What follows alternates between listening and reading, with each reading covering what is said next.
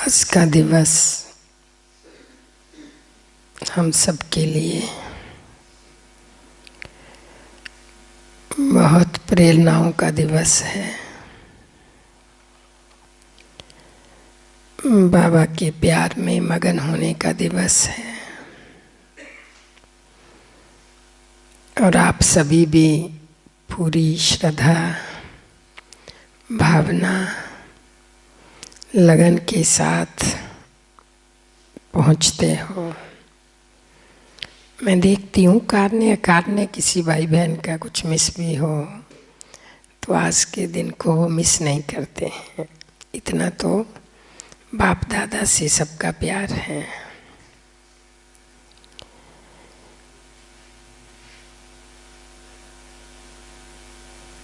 आप सब प्रवृत्ति वालों के लिए तो बाबा और भी बड़ी उदाहरण है। एक मुरली में बाबा ने कहा था, प्रवृत्ति वाले मेरे हम जिन्स हैं।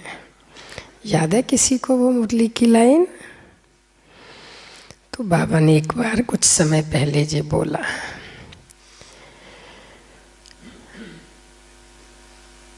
क्योंकि 60 वर्ष की उम्र के अंदर और प्रवृत्ति में रहते हुए जिस उम्र में आम व्यक्ति ये सोचता है कि कुछ करने की क्षमता नहीं है, ना स्थूल ना सूक्ष्म, और प्रैक्टिकल में ये भी देखा जाता है, बाबा का एक चित्र भी है कि जो रस्सियाँ कच्ची होती हैं, जैसे जैसे उम्र बड़ी होती है तो वो ममता की रस्सियाँ और भी पक्की हो जाती हैं, रस्सियाँ रस्सा बन जाता है। ऐसा एक बाबा का चित्र है, बहुत पुराना। और प्रैक्टिकल में भी मैं देखती हूँ जो 60 साल से ऊपर की माताएं भी हैं, कोई वो ऐसी फ्री नहीं है कि वो कहें दीदी हम बिल्कुल फ्री हैं, हमें तो कभी भी बुला लो, अभी बच्चों ने सब कुछ संभाल लिया है। बल्कि उनकी जिम्मेवारियां ऐसे लगता है कि जवानों से ज़्यादा हैं। कई देखती हूँ यूथ माताएं, वो फिर भी सट सुट करके आ जाती हैं, लेकिन उनको मुश्किल लगता है। कोई बच्चों की ड्यूटी है, कुछ और घर संभालने की ड्यूटी है। लेकिन बाबा ने उस उम्र में जिसमें आपको मुश्किल लगता है, तो उसी उम्र में बाबा ने आकर के सारा काम किया।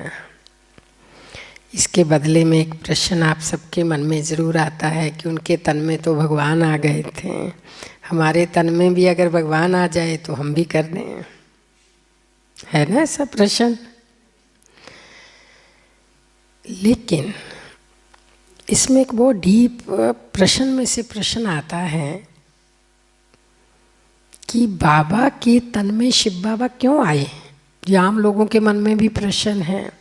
अभी 2 दिन पहले मैं देख रही थी पीस ऑफ माइंड में, एक कोई अपनी किसी दीदी का इंटरव्यू भी ले रहे थे, कोई बाहर के। कहते नॉर्मली तो भगवान आने के लिए किसी साधु संत महात्मा का ही तन चुनता है, गृहस्थी का तन क्यों चुना? इसका उत्तर बाबा की मुरली में रोज होता है। बताओ कौन सा उत्तर होता है? बाबा की मुरली में इस प्रश्न का उत्तर रोज ही होता है लगभग, मतलब ऐसे एक आध दिन छोड़ के इस प्रश्न का उत्तर होता है बाबा की मुरली में।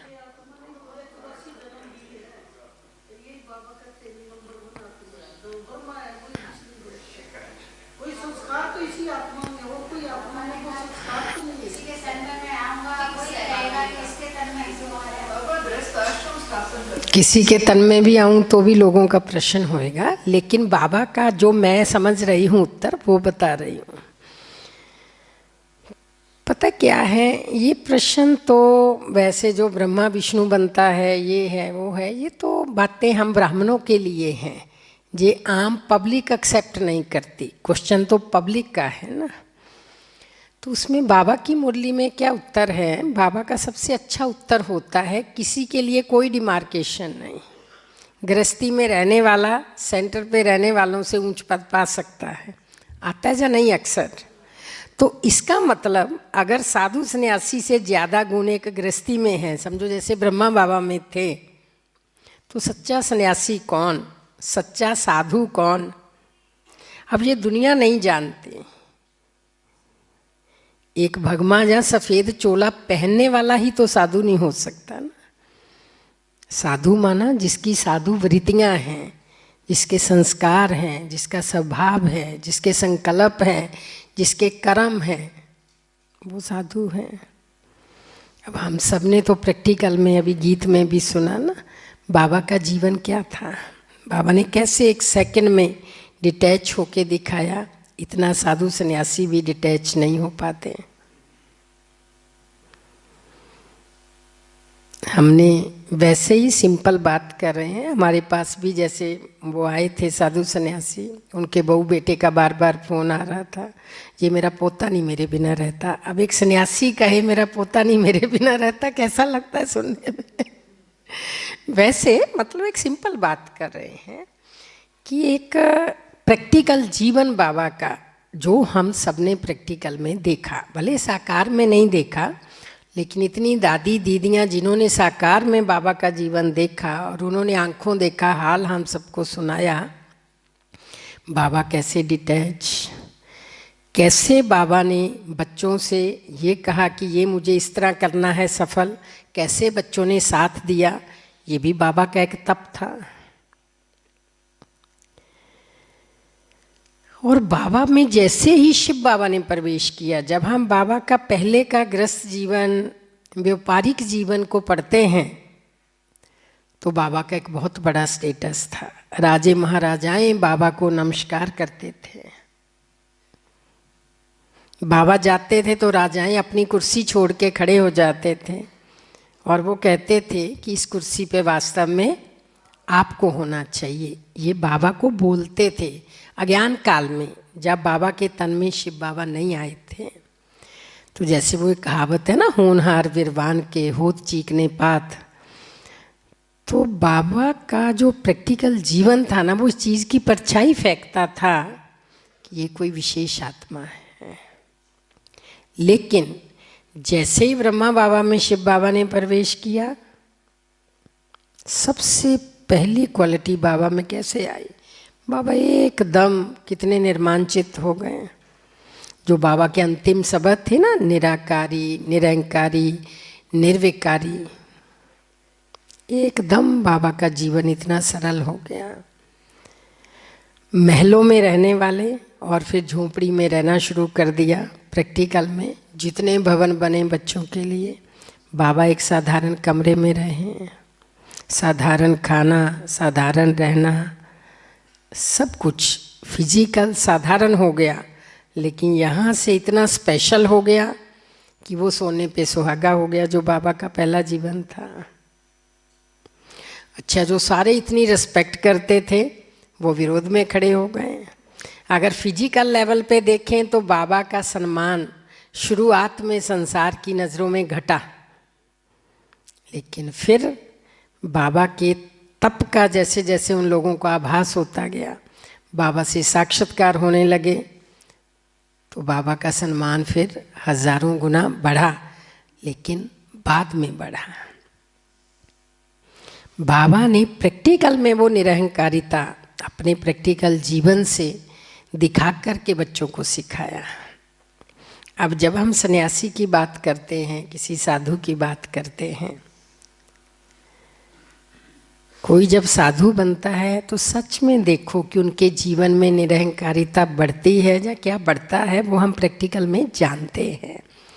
मतलब एक आम व्यक्ति को ये बताने के लिए कि बाबा के जीवन में क्या था ऐसा जो भगवान ने उनको अपना रथ चुना, वो तो अलग बात है, कोई स्वीकार करे या ना करे। लेकिन एक्चुअल प्रैक्टिकल लाइफ जब हम बाबा की देखते हैं, बाबा ने सबको आगे किया, बैक फुट पे रहे। बाबा तो संस्थापक थे, वैसे ही लोगों के दिलों में, बच्चों के दिलों में छाए थे। लेकिन फिर भी हर बात में मम्मा से पूछो, मम्मा बताएगी। कोई भी बात होती थी मम्मा को आगे कर देते थे। और कभी सुना कोई हिस्ट्री में एक बार भी कि बाबा के मन में जो आया इसको मुझे क्यों नहीं मिलाया? मतलब प्रैक्टिकल लाइफ सिर्फ ये बात नहीं है, एक प्रैक्टिकल लाइफ बाबा की इतनी निरहंकारिता भरी रही है कि एकदम बाबा तो उपले बनाने बैठ जाते थे बच्चों के साथ, बाबा पत्थर तोड़ने बैठ जाते थे, बाबा कपड़े धुलाई करने बैठ जाते थे, बाबा सफाई में साथ लग जाते थे। पहले से ही बाबा का जीवन अच्छा था और बाबा आए तो रथ में भी और ताकत आ गई। वो प्रैक्टिकल गुण बाबा में। और दूसरा निराकारी। बाबा ने कितना अभ्यास किया।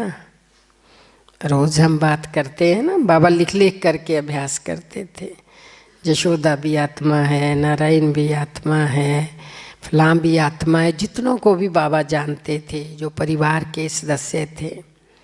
भले बाबा को ये मालूम पड़ गया मैं भगवान का रथ हूँ, लेकिन फिर भी बाबा ने अपनी उस चमक को बढ़ाने के लिए, अपनी उस स्थिति को अपने पुरुषार्थ से प्राप्त करने के लिए बाबा ने पूरा अभ्यास किया। ऐसे ही निराकारी परमानेंट नहीं हो गए, आत्मिक अभ्यास भी पूरा किया। बाबा एकांत में भी समय बिताते थे। हम साथ साथ कंपैरिजन करते जाएं कि हम आत्मा के अभ्यास के लिए रूटीन में क्या उस निराकारी स्थिति के लिए कर रहे हैं।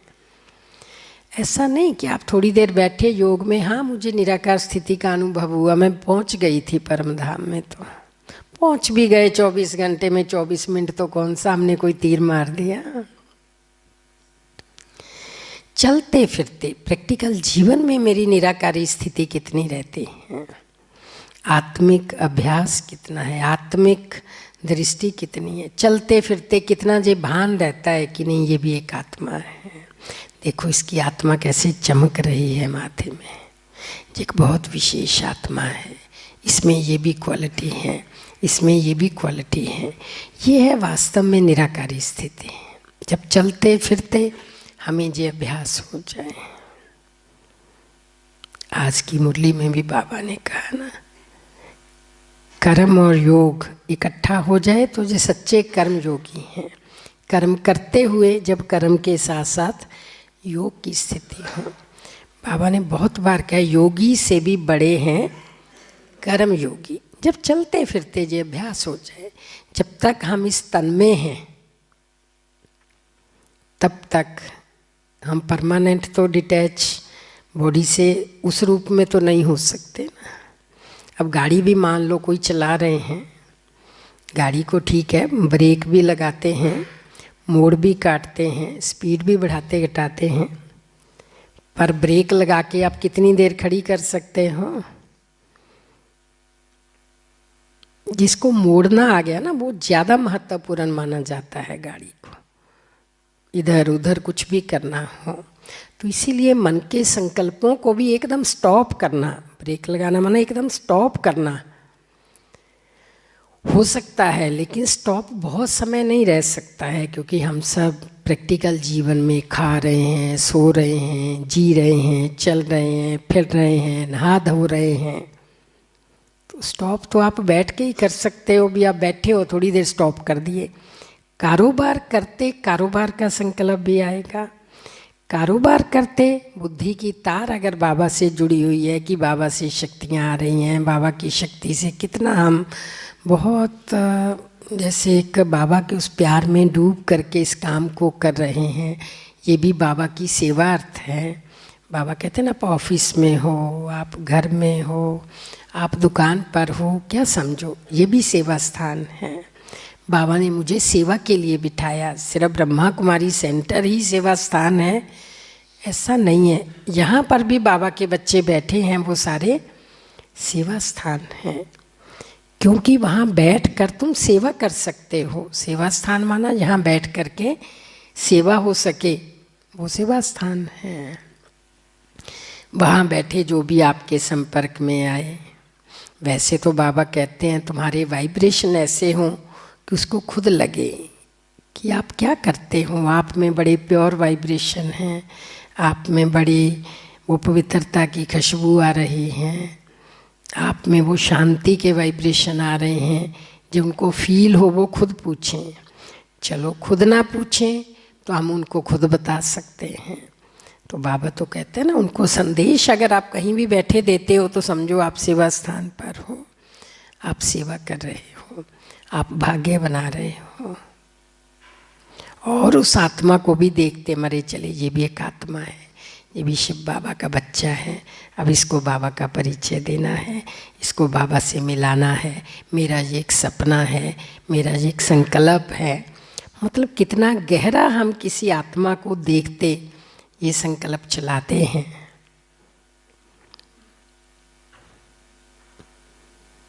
ये भी एक निराकारी स्थिति का एक पार्ट है। बाबा का निराकारी स्थिति का अभ्यास, आत्मिक स्वरूप का अभ्यास, बॉडीलेस स्टेज का अभ्यास, इस शरीर से डिटैच का अभ्यास। कार्य संपन्न हुआ, बॉडी से डिटैच, यहाँ पर बैठ गए। ये बाबा रोज प्रैक्टिस कराता है। और फिर दूसरा निराकारी रूप, इस आत्मा को शिव बाबा से जोड़ना, अर्थात बाबा पर मन को टिकाना। पहले यहाँ टिकाना, इस सब रूप का अभ्यास, मैं इससे डिटैच आत्मा हूँ। फिर बाबा से कनेक्शन का पूरा अभ्यास।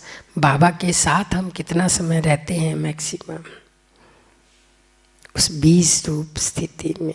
बस लाइट आ रही है, लाइट जा रही है।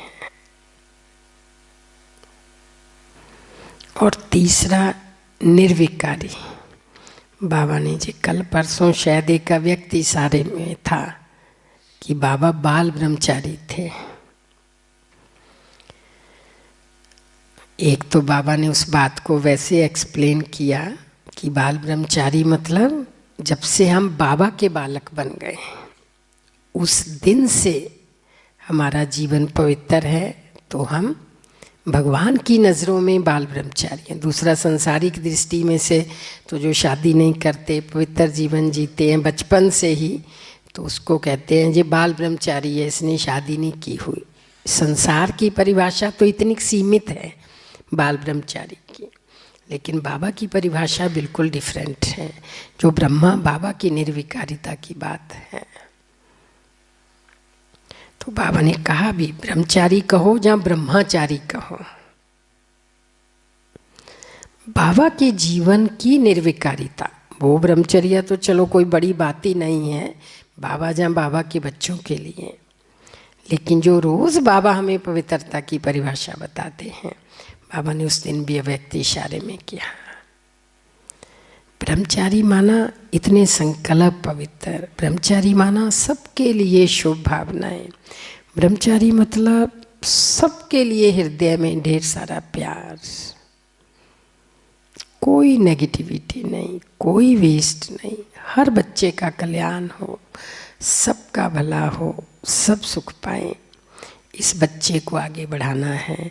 आज इसको रात को बैठ के साकाश देनी है, इसका जो कष्ट दूर करना है,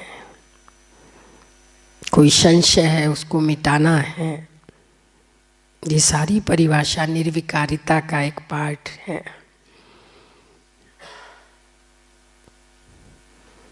आज की मुरली में भी बाबा ने कितना कुछ कहा, वो सारा निर्विकारिता का ही एक भाग है।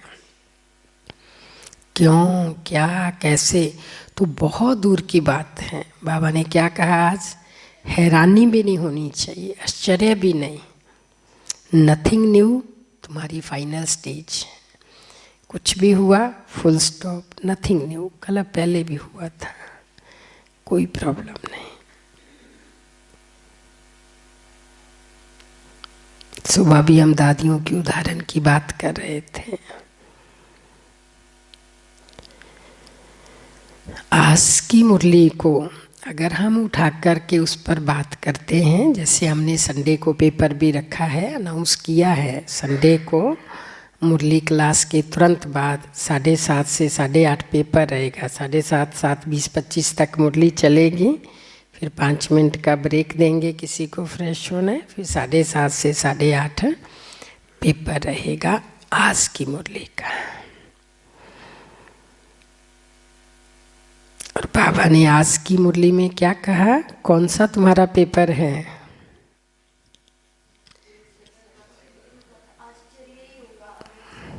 अगर आश्चर्य भी हुआ तो भी उसको पास नहीं कहेंगे, यही इसी आधार पर तुम्हारा पास फेल होगा। आश्चर्य हुआ, क्यों आया, नथिंग न्यू नहीं हो पाया, तो ये अंतिम पेपर होगा। ये निर्विकारिता ब्रह्मा बाबा की, कोई संकल्प ही नहीं, हर बच्चे के लिए कल्याण की भावना, चाहे किसी भी वृत्ति से, ज्ञानी अज्ञानी, कोई भी बाबा के आगे आ गया, सबके लिए बाबा के हृदय में प्यार, समान प्यार सबके लिए। हर बार मैं एक बात ज़रूर कहती होती हूँ कि बाबा ने कहीं भी अपने लौकिक परिवार को आगे नहीं किया। कितना बड़ा डिफरेंस है साधु संतों में और बाबा में। लौकिक परिवार की वैल्यू नथिंग, जो पुरुषार्थ में आगे सो यज्ञ में आगे, कोई क्वेश्चन ही नहीं है कौन लौकिक है कौन अलौकिक है, इससे दूर की स्थिति। 100% क्या 1000%।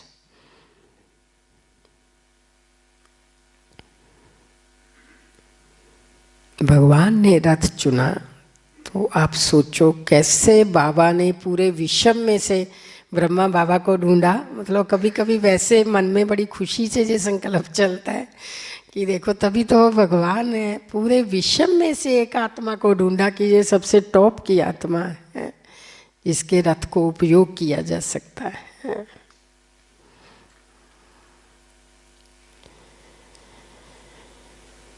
तो बाबा का प्रैक्टिकल जीवन, बाबा की दिनचर्या, बाबा के कर्म, अगर उसको हम फॉलो कर लें तो हमारा पुरुषार्थ तीव्र हो जाएगा। क्या समझते हो? कोई अलग से कुछ भी सोचने की बात नहीं।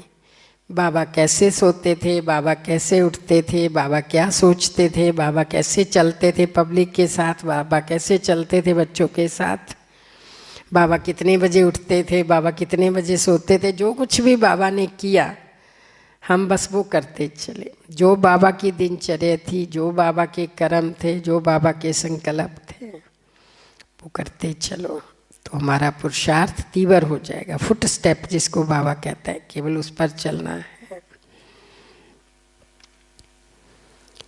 एक मेरे से कुछ दिन पहले किसी ने प्रश्न पूछा, कोई बात में चलते चलते कहते जी फॉलो फादर, फॉलो फादर, आज भी आया सी फादर, फॉलो फादर।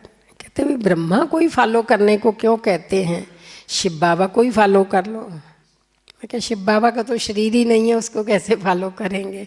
तो आपको कोई देहधारी चाहिए ना फॉलो करने के लिए। और ब्रह्मा बाबा को क्यों फॉलो करने के लिए कहते हैं? क्योंकि उन्होंने शिव बाबा को पूरा फॉलो कर लिया। जो कुछ भी शिव बाबा ने आदेश दिया, फॉलो करना मतलब जो शिव बाबा का आदेश उनको मुरली के माध्यम से मिला, बाबा ने 100% परफेक्शन उसमें रखी।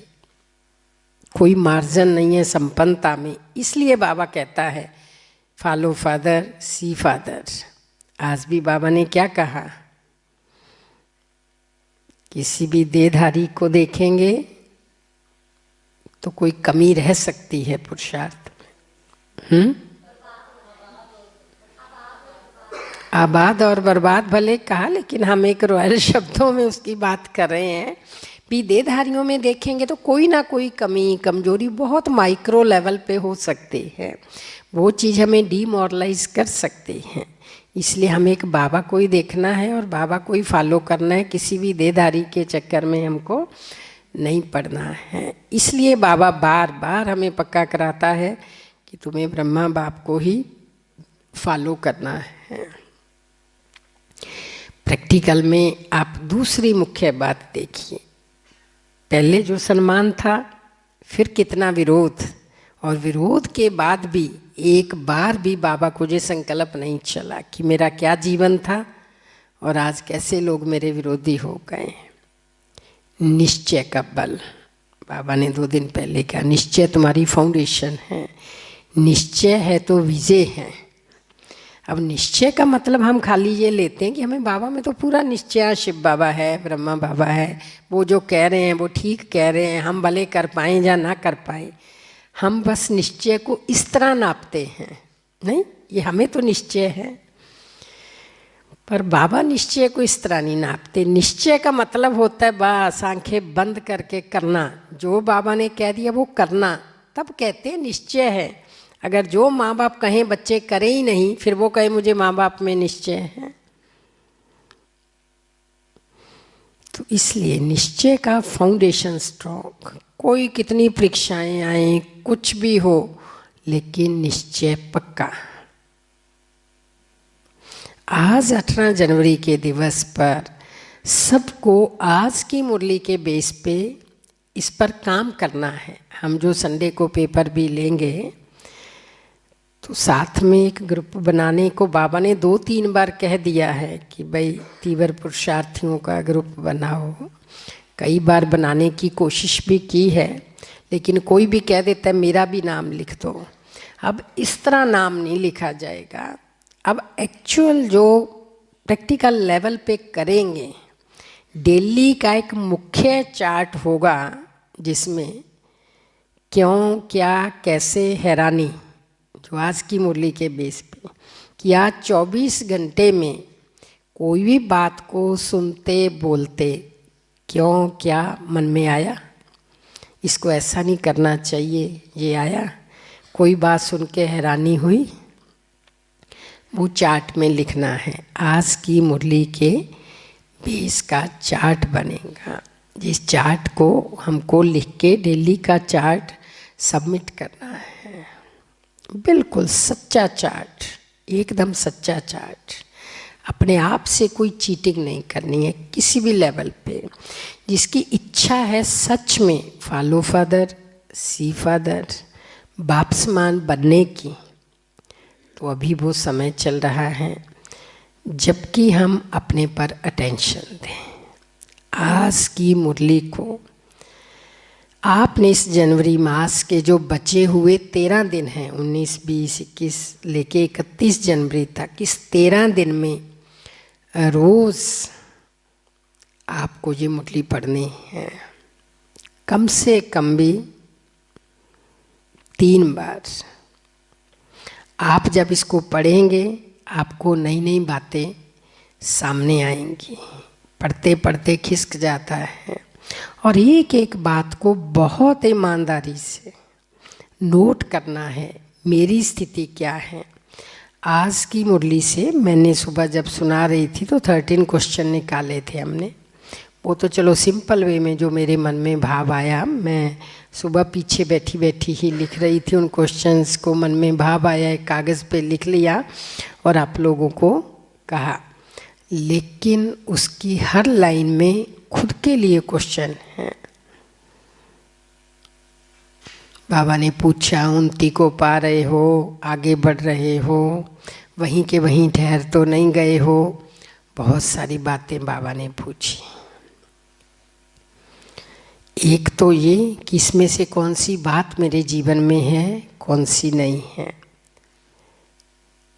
और दूसरा, इस सिचुएशन में ब्रह्मा बाबा की क्या स्थिति रही, इस सिचुएशन में, इस बात में ब्रह्मा बाबा की क्या स्थिति रही, इसको बाबा ने कैसे पार किया, या फिर इस सिचुएशन के लिए बाबा के क्या महावाक्य हैं। जो भी आपके मन में आए, मतलब एक मनन चिंतन करके उसको एक पेज पे उन पॉइंट्स को नोट करना। जो भी संडे का पेपर है, कोई रटाफिकेशन की बात नहीं है, ये प्रैक्टिकल प्रकार का एक पेपर है। और पेपर का एक भाव होता है कि वो बातें हमें याद होंगी, तभी तो हम उनको चेक करेंगे, तभी उसको धारण करेंगे। अगर यही भूल जाएगा बाबा ने कहा क्या है, तो धारणा का तो सवाल ही नहीं है।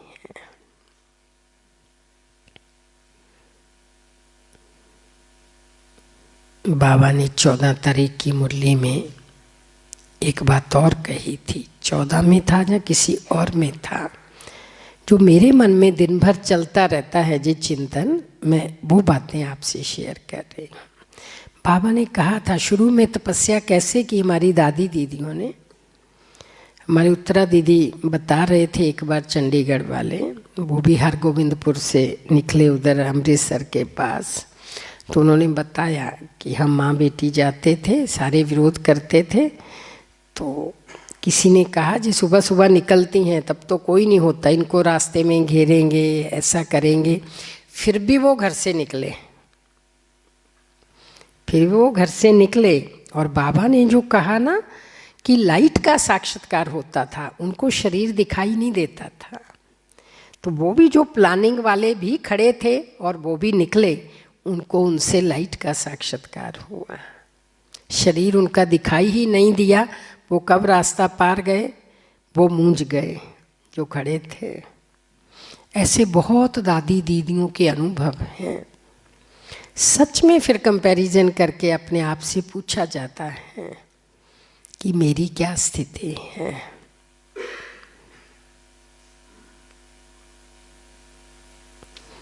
इसके लिए बहुत अभ्यास करना पड़ता है।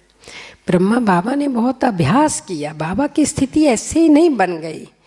बाबा ने अपना टाइम टेबल फिक्स किया, चाहे वो निराकारी स्थिति के अभ्यास के लिए, चाहे बाबा ने एकांत में कुछ समय बिताने के लिए।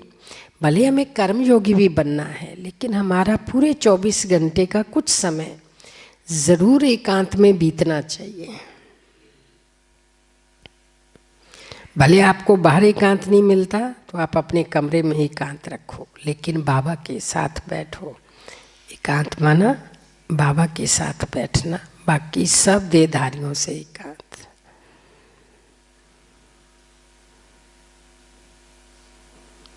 बाबा एकांत के भी कितने सारे अर्थ बताता है ना। आज तो बाबा ने एक और अर्थ बताया है। आज क्या बताया है? शरीर का अंत एक की याद में हो, ये भी एकांत है। फिर बाबा कई बार कहते हैं एक की याद में खोए रहना, ये भी एकांत है। सबके बीच में बैठे हुए भी आप अकेले हैं, ये भी एकांत है।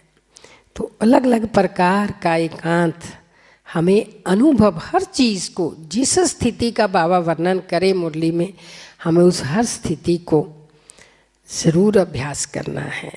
वो बाबा के सामने बैठ के करो, वो पार्क में बैठ के करो, वो कमरे में बैठ के करो, वो अपने आप से बैठ के करो, कहीं भी करो, लेकिन हर स्थिति का हमें अभ्यास जरूर करना है।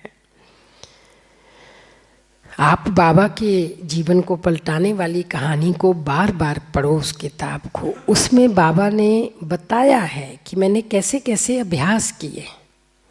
मैंने वो किताब कम से कम 5-6 बार पढ़ ली होगी, अभी तो कुछ समय से बल्कि नहीं पढ़ी, लेकिन कम से कम 5-6 बार पढ़ी हैं पूरी की पूरी दोनों किताबें।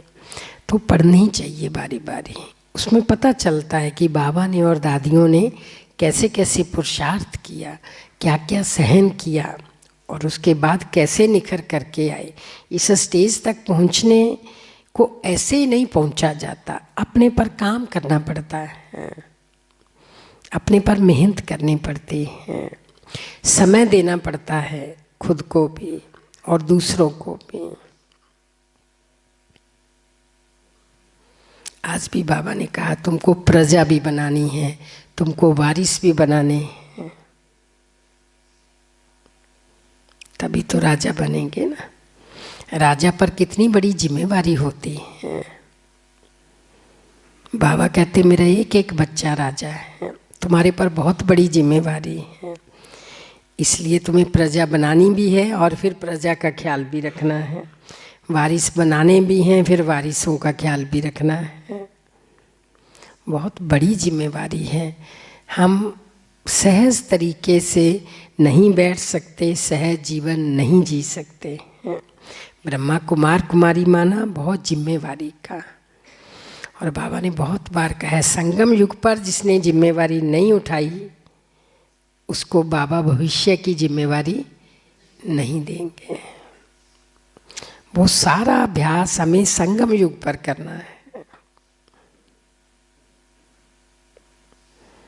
ये भी हमें अपने आप से पूछना है, संगम युग पर मैं बाबा की मुरली और श्रीमत के अकॉर्डिंग कौन सी जिम्मेवारी ली है मैंने, कितनी आत्माओं का कल्याण किया है, कितनों की दुआएं मेरे साथ हैं।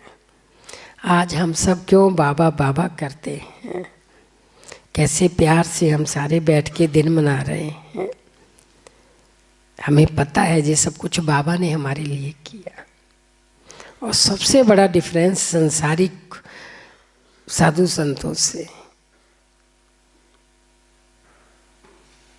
बाबा के जाने के बाद बाबा का यज्ञ कितने गुना बढ़ गया। मेरे से किसी ने ये प्रश्न भी पूछा, कहते आपके बाबा के अव्यक्त होने से पहले कितनी शाखाएं थी। कभी एग्जैक्ट गिनती तो नहीं पता, लेकिन थोड़ी थी, 500-700 ही होंगी बस करके।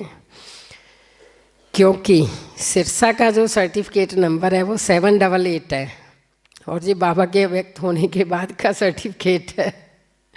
खुला था बाबा के अव्यक्त होने के बाद ही खुला, फिर सर्टिफिकेट भी साल 6 महीने लग ही जाते हैं मिलने में। मतलब 70 में मिला होगा या 71 में मिला होगा, तो 788 इसका नंबर है। तो इसका मतलब इससे कम कम तो थे ही। मैंने तो अपने प्रैक्टिकल से उसका एस्टिमेट लगाया कि इससे तो कम कम होंगे ही। ऐसे तो चलो बाबा के बच्चे गिनती में कोई कितने कह देता है, कोई कितने कह देता है, लेकिन कम थे। और बाबा के व्यक्त होने के बाद कितनी सेवाएं बढ़ी, क्योंकि बाबा तो आज भी हमारे साथ है। अब इस चीज़ का अनुभव संसार के लोगों को नहीं है कि वो अव्यक्त होके भी कैसे साथ हो सकते हैं। बाबा बीच बीच में ये सारी बातें बताते रहते हैं। वो तो स्थूल में जिस गुरु में कोई थोड़ा सा कोई शक्ति आ जाए तो उसी को भगवान मान लेते हैं, लेकिन ब्रह्मा बाबा ने एक बार भी ये स्वीकार नहीं किया कि मेरे को सब कुछ मानो। कितनी बार साकार मुरलियों में आता है, मेरे को याद करने से तुम्हें क्या मिलेगा। कहता है कभी कोई साधु संत महात्मा ऐसे, बाबा के बच्चों के अलावा कोई कह ही नहीं सकता। ये जो सामने बाबा का चित्र लगाते हैं, ये बाबा के साकार होते थोड़ी लगता था। बाबा जब साकार में थे तब ये चित्र नहीं होता था कुछ भी, तब तो एक निराकार का ही होता था, ज्योति बिंदु।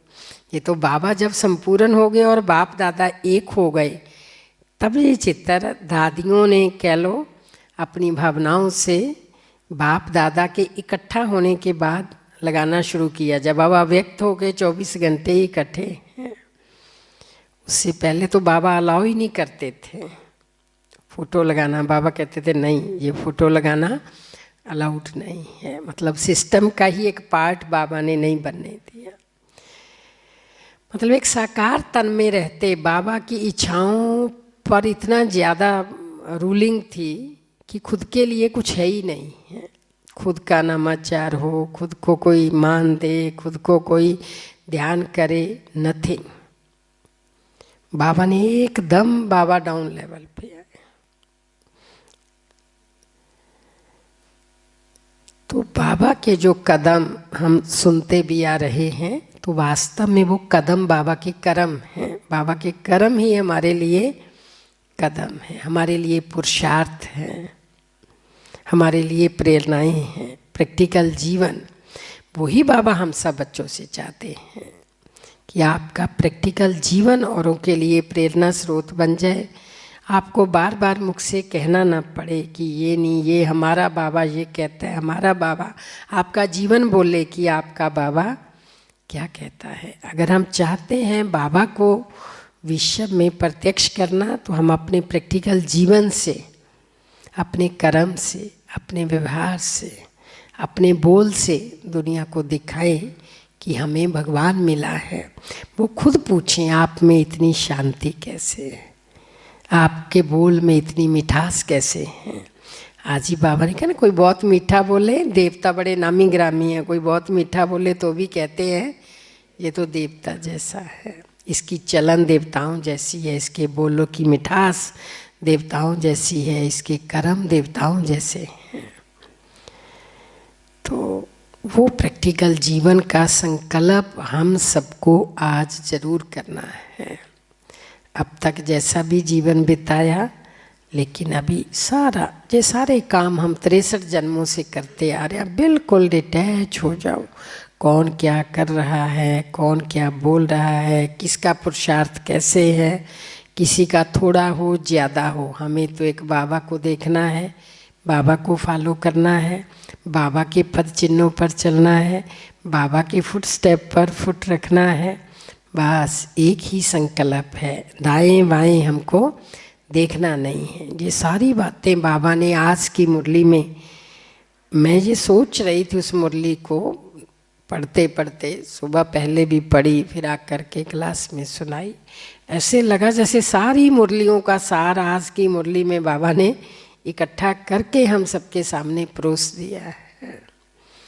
कितना चिंतन रहा बाप दादा का, और कैसे हम बच्चों के लिए मेहनत कर रहे हैं, किसी भी विधि से बच्चों तक ये संदेश पहुंच जाए और बच्चों में शक्ति भर जाए।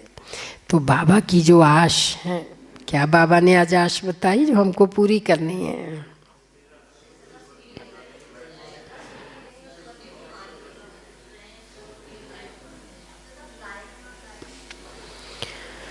तो इसलिए ये बातें याद रखनी हैं। बाबा को किन बातों से खुशी मिलती है, बाबा के कब नयन गीले होते हैं, बच्चे खुशबूदार गुणवान बने, उनमें वैल्यूज़ की खुशबू हो तो बाबा के भी खुशी में नयन भर आते हैं कि देखो बच्चे कितना मेरी आज्ञा का पालन कर रहे हैं।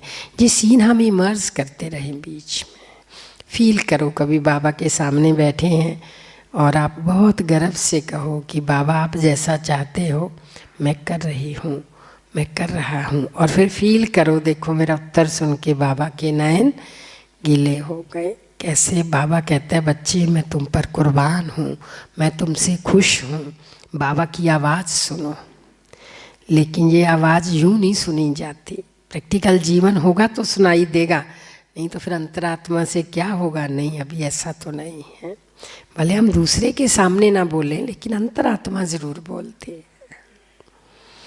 तो इसलिए बाबा से ये योग है, बाबा को रोज़ का चार्ट दो, फिर बाबा से पूछो बाबा मेरा चार्ट कैसा है, बाबा मुझे इसमें और क्या सुधार करना है।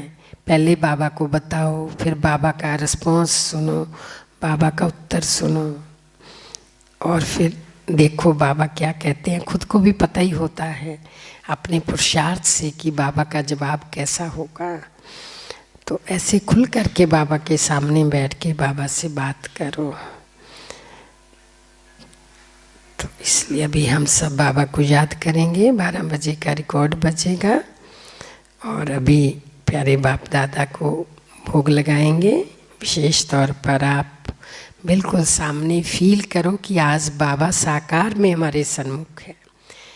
ये मूर्ति चैतन्य मूर्ति है, जड़ मूर्ति नहीं है, चैतन्य मूर्ति है, और बहुत प्यार से बाबा से दृष्टि लेनी है।